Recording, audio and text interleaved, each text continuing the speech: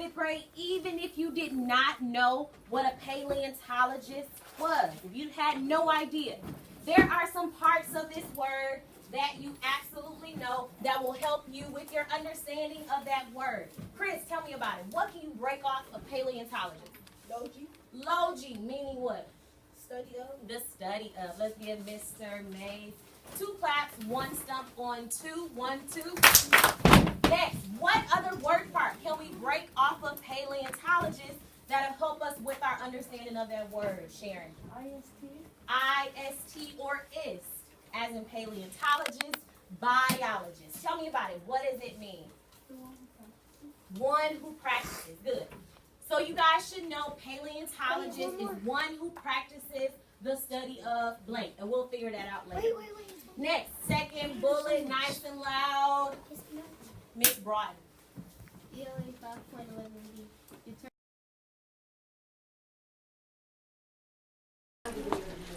Absolutely, you can do better than that. We all can do better than that.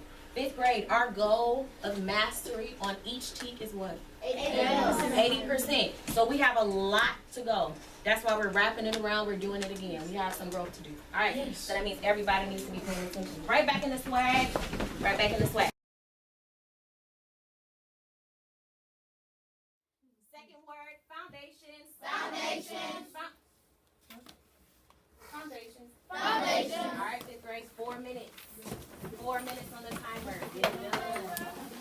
Get it done. 4 minutes.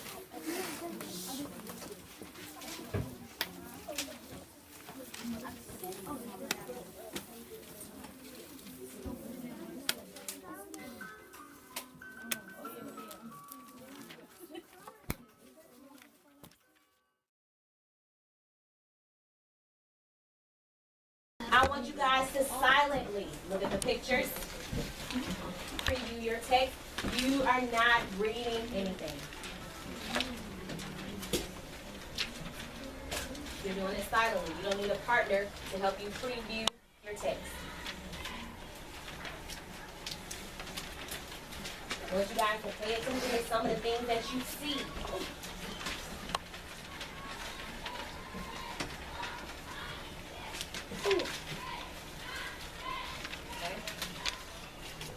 Then I want you to use one of these sentence stems on the board and tell your shoulder partner one of your predictions. Turn it off. It's going to be a great strike.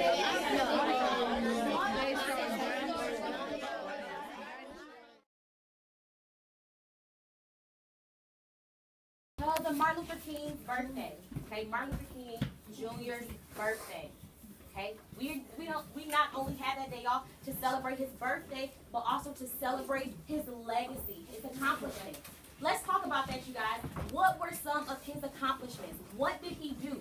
Why do we celebrate this man's birthday and legacy every year? Mr. Saucedo, give me one.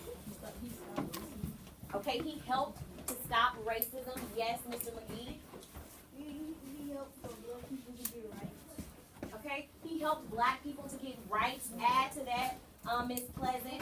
He helped whites and blacks understand that we are all the same. We can't judge by the color of our skin. Awesome, awesome. He helped integrate, yes, blacks and whites. Add to that, Mr. Mays. He was not a fighter. He likes to say speeches and not fight. Good. So he used nonviolence, nice background knowledge. Mr. Williams, you be my last one. Say it again. Okay, he followed his dad's footsteps. Okay. One thing we're missing, you guys. MLK helped with voting rights. He helped with voting rights. So let's talk about that for a second. Okay. So Martin Luther King, he marched just like you mentioned, Mr. Mays. He had nonviolent protests, nonviolent marches. Okay, that's what he was about. But in him doing that, we got the Voting Rights Act of 1965 passed. Okay, so let's read about this, you guys, because this is going to help build our background and what we're going to do next, because we're going to analyze. Write your name at the top.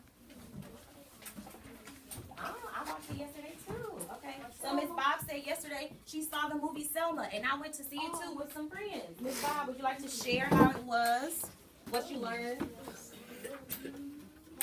There was a scene at the beginning with Oprah Winfrey. Oh yeah, because at the beginning, Oprah, I'm sorry, hold on one second.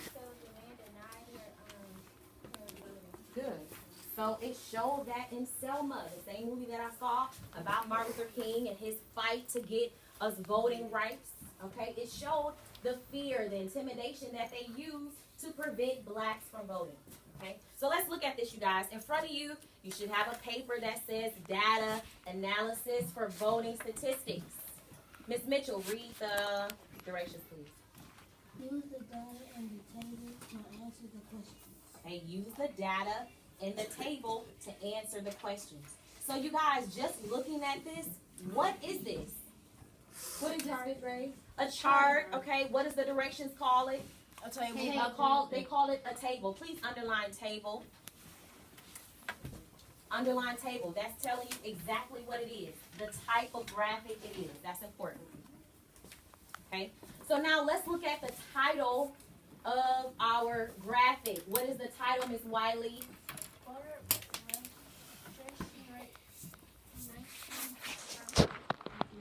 Okay. Voter registration rates, 1965 to 1988. So, Ms. Wiley, just from reading the title, what does that tell you?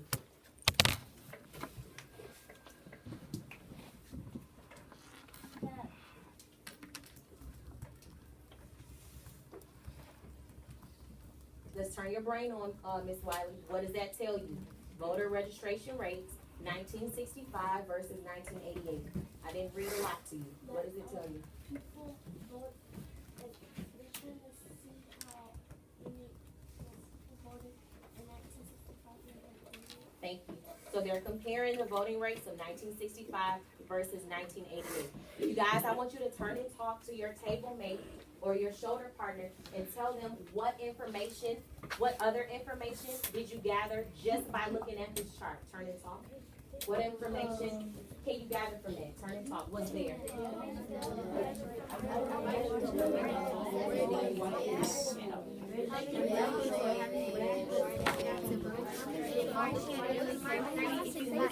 But in November 1988, it got the voting rights.